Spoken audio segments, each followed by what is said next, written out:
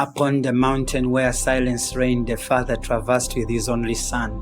Through the desert mountain, Abraham took trembling steps to go and put God's instruction into practice.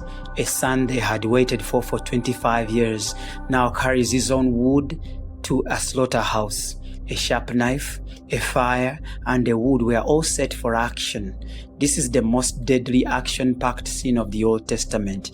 The father of all faith is bound by faith eternal lines. He is torn between what God wants him to do and what his wife wants him to preserve. The son is questioning, "Dad, we have the fire and the wood, but where is the sacrifice?" With a wandering gaze and the pain and the tears in his eyes, Abraham replied, "God will provide." For the remaining years of your life, I want this to be your answer. When facing great lack, God will provide.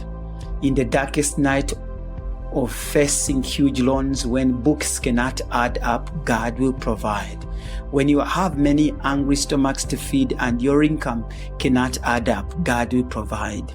When facing deadlines of payment and you cannot see finances coming through, God will provide. There are days we have to stop counting and count on God. In the darkest night, when fear seems real and the future uncertain, we hang on the promise that God will provide. He provides for the birds of the air and the flowers of the field.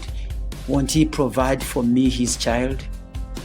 As the year runs to its tail end, I see so many people depressed by their incomes not adding up. His word says, God will provide. God's path will never lack God's provision. In verses 9 to 10, they came to the place which God had told him to sacrifice, and Abraham built an altar there and placed the wood in order, and bound Isaac his son and laid him on the altar upon the wood. And Abraham stretched out his hand and took the knife to slay his son. Abraham has walked 3 days to get to Mount Moriah. It has been a walk of pain and sweat. It was a walk of reflection on how he will slaughter the boy when he gets to the mountaintop. He was imagining the stench of blood in his hands after taking his only son's life. God intended the 3 days journey so that his servant could process the pain and the weight of giving his only begotten son. The bigger the weight of giving, the bigger the weight of provision. Each time you receive, think of how you can be generous to others. The Bible talks in 2 Corinthians 9:11. You'll be enriched in every way so you can be generous on every occasion. See how richly God has provided for you and think of ways you're going to give to others. When we give, we create a way of receiving. Giving is a privilege, not a daunting burden or a compulsory duty. Now, giving is also a proof that you are not bound by greed and materialism. Giving is also an acid test that you do not have an emotional attachment to money.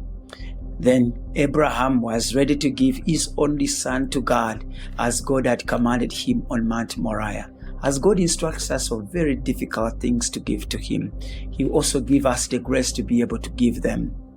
Mount Moriah has several historical memories. It is a place where Abraham was going to slaughter his son Isaac. It is the same place where King Solomon built a temple of worship years later.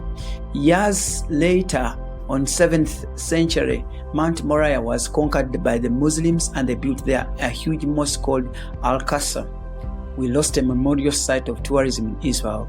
But on that mountain, we remember a very memorable thing, that Abraham was going to sacrifice his son and God provided. Thank you for listening. Patrick, Living Well Community. God bless you.